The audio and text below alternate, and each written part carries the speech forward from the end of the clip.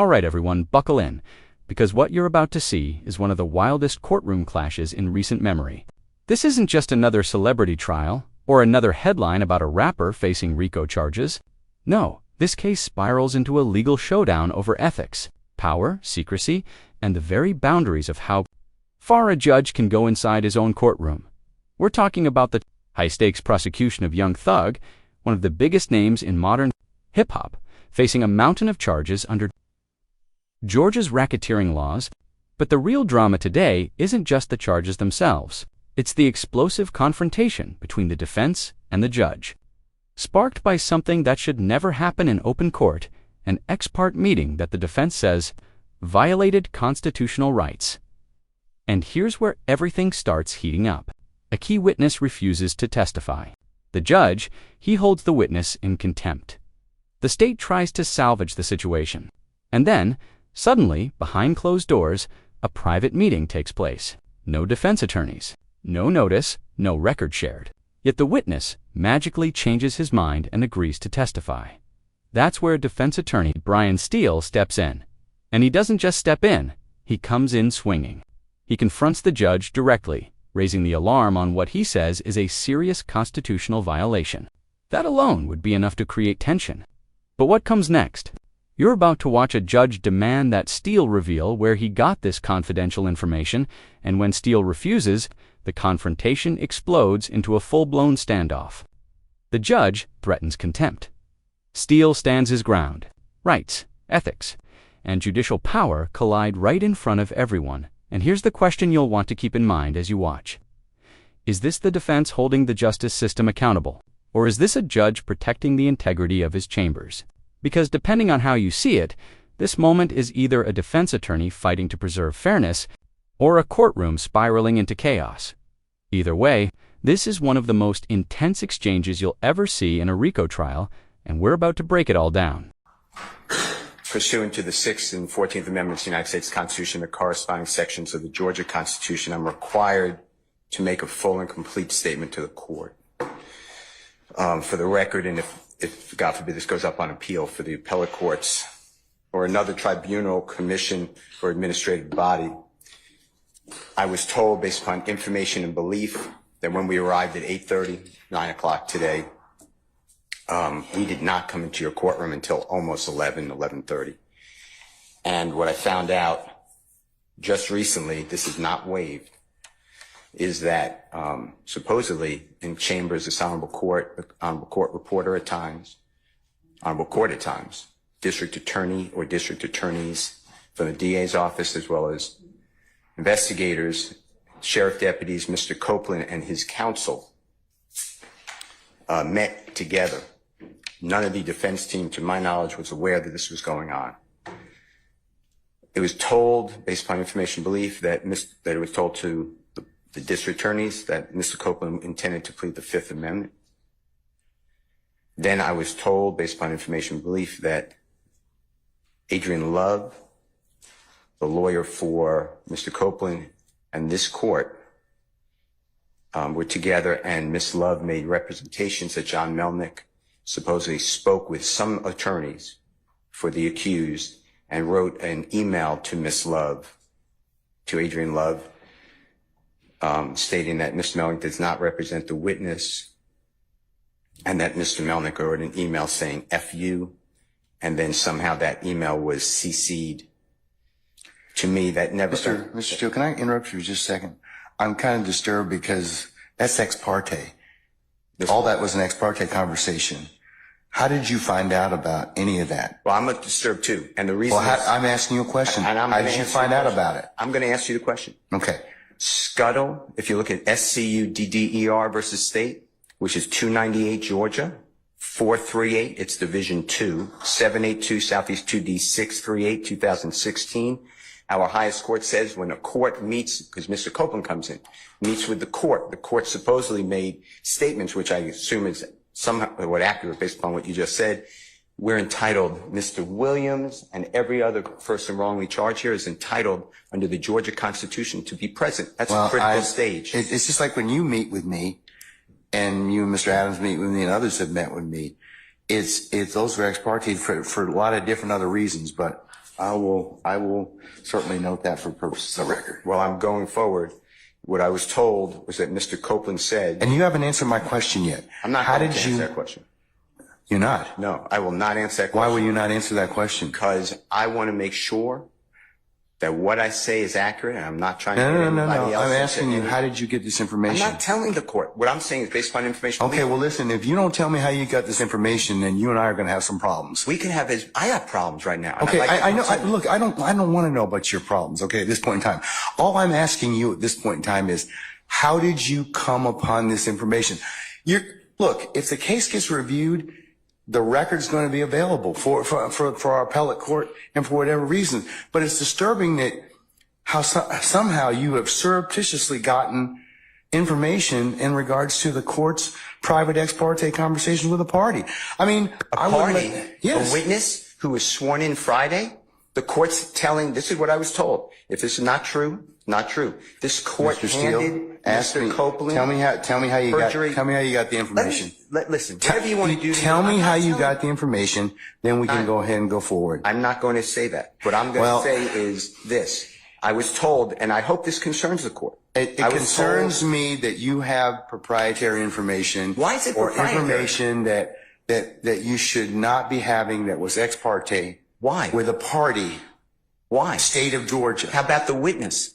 How about Mr. Copeland, who supposedly announced he's not testifying and he'll sit for 2 years, and then supposedly this honorable court, or excuse me, let me rephrase that. This court supposedly said, I can hold you until the end of this trial. Ms. Hilton supposedly said, actually, all of the defendants and then all 26 people are disposed of. If that's true, what this is coercion, witness intimidation, ex parte communications that we have a constitutional right to be present for. So I understand that you're upset towards me, but I don't know what I did. Mr. Steele, I still want to know, how did you come upon this information? Who told you? What I want to know is, why wasn't I there? Why? Sir, I'm going to hold you in contempt if you don't tell me who tell me who this information was coming from. I don't want to be held in contempt. Well, I'm not answering that question. That's attorney-client privilege information. I am not attorney-client privilege. Unless you were in my chambers, that's the only way you can figure out. I tell you what, I'm going to give you 5 minutes. If you don't tell me if you don't tell me who it is, I'm going to put you in, I'm going to put you in contempt, because that is not attorney-client privilege. Attorney work product privilege. I am not. How did you get that information supposedly from my chambers? Did somebody tell you? I'm not. You should have told me. You got 5 minutes.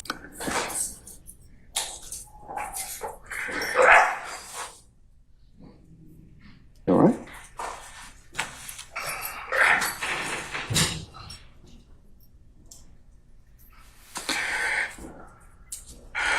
All right. Mr. Steele, before I recessed, I asked you, how did you get this information? And it is not covered by work product. There's only one way you could have gotten it. So I'm going to ask you again. And I respect that. And it gives me no joy. But as you know, Georgia Rule of Professional Conduct, please check me. Rule 1.6, comment 5 reads, and this is what I have.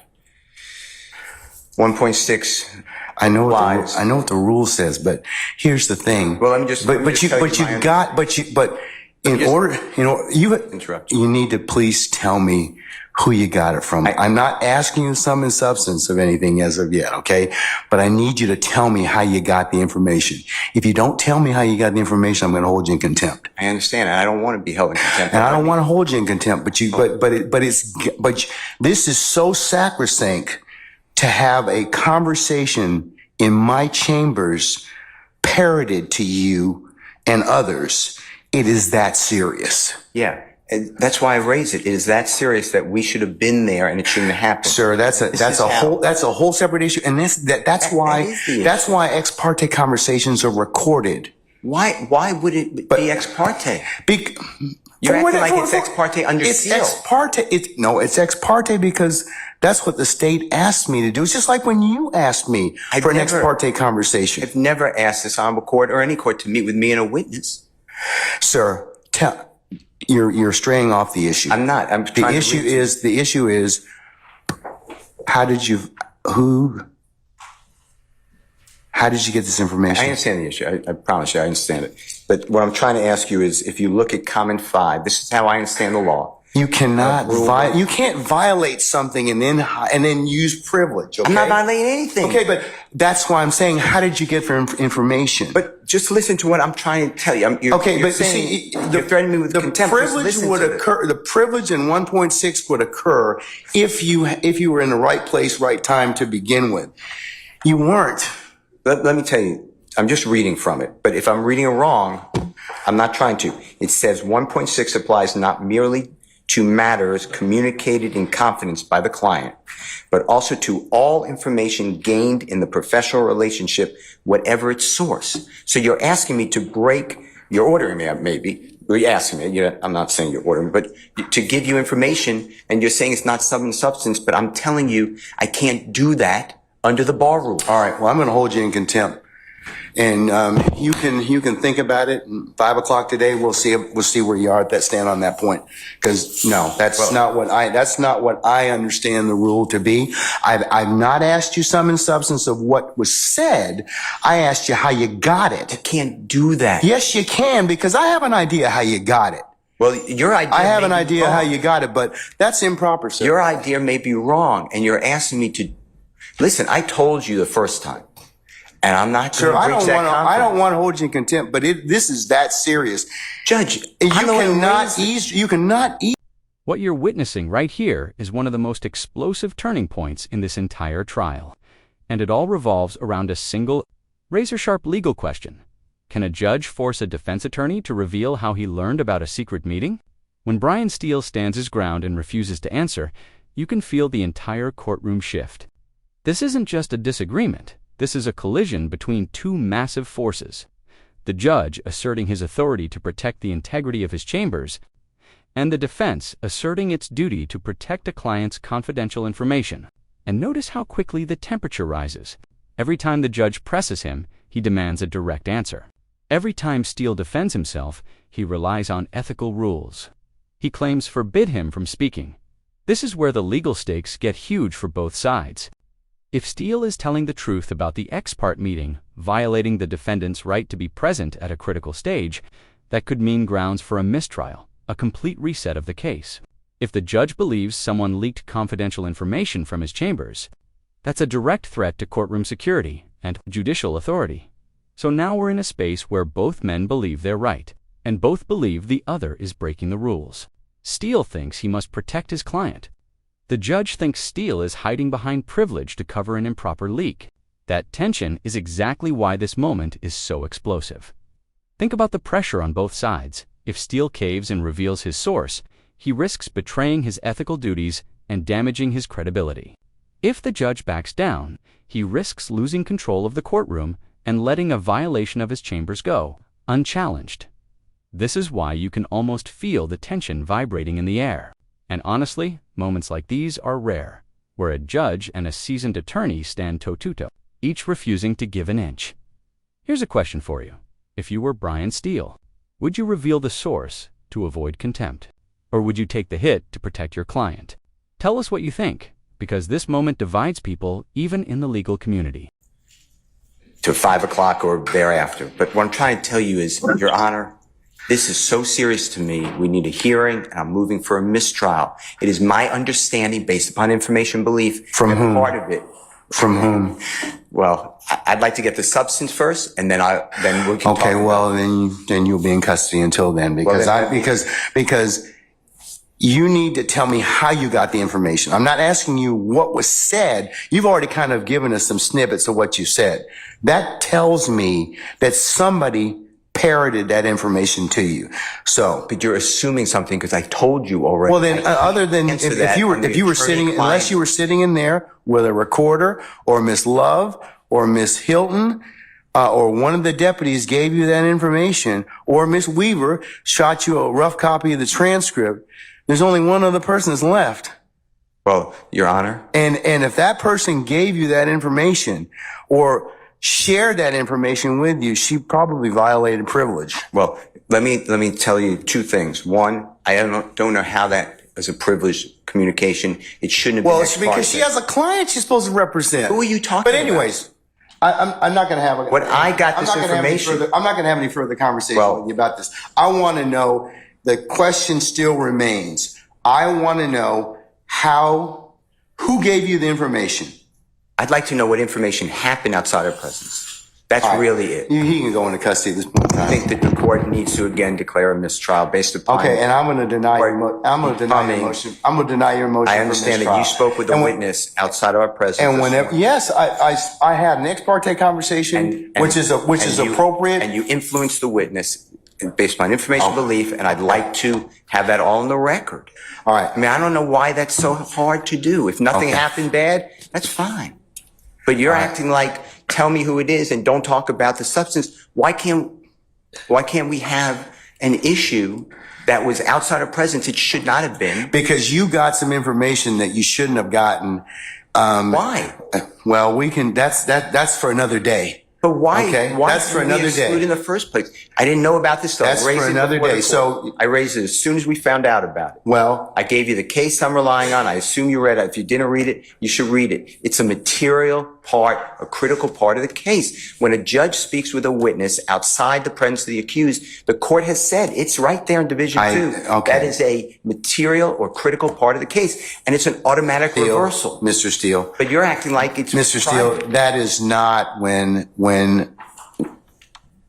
that is not the case when somebody discloses information in a ex parte conversation that one of the parties lawfully asked me to hold. You're not supposed to have communication with a witness who's been sworn, supposedly. Yes, Your Honor. And what I'm trying to get to is why did that happen outside of presence? And I need to have I'm respectfully requesting the transcript that you mentioned to be given to us so we could really understand it. And then anything that was not on the transcript, if anything, that we understand what happened outside our presence. Okay. And now you have put it where somehow I have to reveal, and I told you the first time, I'd be breaching 1.6. And I know you're assuming something. I don't think you're breaching 1.6. You can't hide behind 1.6. I'm not hiding behind anything. You can't hide behind, yeah, but the thing is, I think you got this information,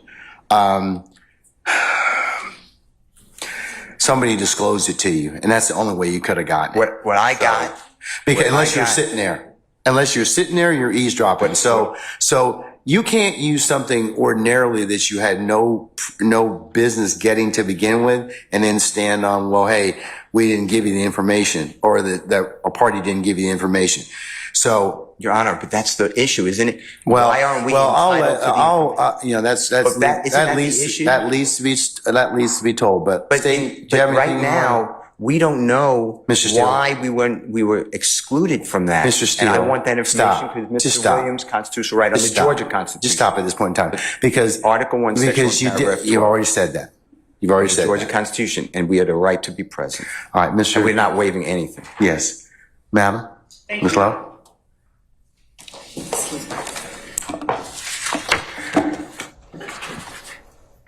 And Your Honor, excuse me. And I know I said this previously. Yes, sir. But we are not accepting any proffer from Ms. Lowe. Excuse me. Okay. All right. To the court. The court has inquired. We have no way of knowing what it is or who it was that disclosed information that was contained within an ex parte conversation. Not only was there an ex parte communication between that we requested as a state to be on record with the court, but there was communication made, I believe, to a person and his lawyer. I don't know that the reason that counsel took the podium was to address that particular issue so much as it was to try and assert an inaccurate what he calls fact and put it out there in the open as if it were true. But we certainly have the right to request ex parte communications. That's why we ask that the court reporter be present. This is a matter that the defendants did not have a right to be a part of. as this was a matter regarding a civil contempt. Last time, who told you? All right, Mr. Steele's in custody. Once he clears the area, we'll go ahead and get started. If by that point means we'll get started and resume the trial, Your Honor. Yeah, we're going to continue. I'm not caught nothing. I'm not going to participate in the trial without the Steele and without You don't have that luxury at this point in time, sir. You don't. without the court addressing You don't have that luxury. You don't have that luxury at this point in time. You don't. without the court addressing the issue that we believe is germane. Sir, you all are really getting yourselves cross purposes at this point in time. I don't believe so. Sir, I'm telling you, you are at this point in time. You made some things out of nothing. I think that you're on very precarious ground at this point in time. So I'm telling you at this point in time, he's in custody. We're going to go ahead and start. You can represent Mr. Williams. That's okay. That's fine. I'll take up the other stuff as needed, but I'm not going to take it up right now. Respectfully, I will not. Say again? Respectfully, I will not. I cannot. And Sir, technically, you have to. feel as though I can properly represent Mr. Williams Well, until you- the issue is You're gonna have to do the best you can at this point in time, because you don't get to extort the court. That's what you're attempting to do at this point in time, sir. Yes, you are. What you're trying to do is, I'm not going forward if I don't get this. You know, it doesn't work that way, Mr. Adams. And I'm telling you at this point in time, I would just kind of govern yourself accordingly, sir. I'm telling you, as the court, under these particular circumstances, everything will come out as it should. I don't think, doesn't address it. sir, I don't have enough information at this point in time to address it. I don't. But I'm telling you at this point in time, there is nothing that was given, said, whatever, this morning that. If there is any accuracy to some of the information that we are. But sir, I don't even know. Your co-counsel won't even tell me who said whatever. Okay. And the challenge I'm having in this particular circumstance is that is such a violation of the sacrosanctness of the court's chambers and an ex parte conversation. You're just glossing over that. You're glossing over that in its entirety. No. Mr. Williams' rights. It's not, sir. Sir. Is not. That's not what happened. That's not what happened.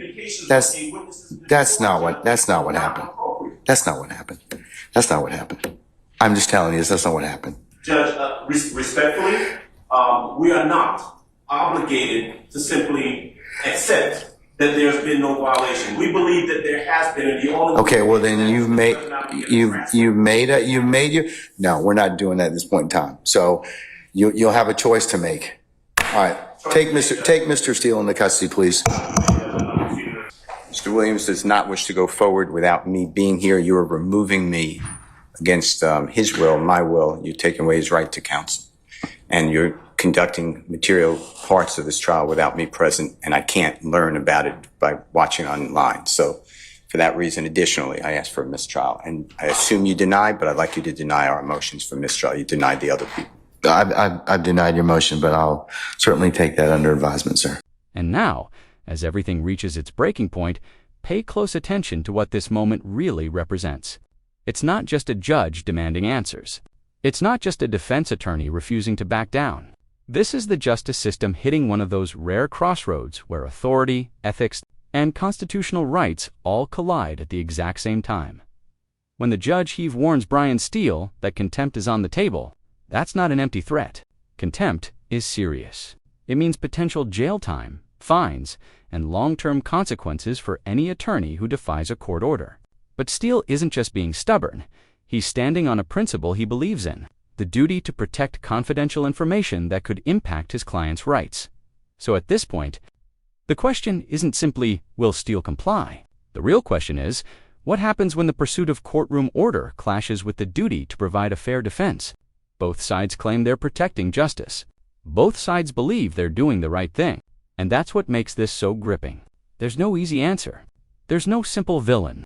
This is the kind of real-world legal drama that shows how messy the truth can be when lives careers, and constitutional rights are all on the line. And as this showdown plays out, one thing becomes crystal clear. This trial isn't just about young Thug anymore. It's about the system itself, how far it will go, and who it will hold accountable. If you're watching this and thinking, this feels unreal, trust me, real courtroom battles can get even more intense than movies. And we're going to keep breaking it down piece by piece. Stick around, because the next part of this case, it only gets wilder from here.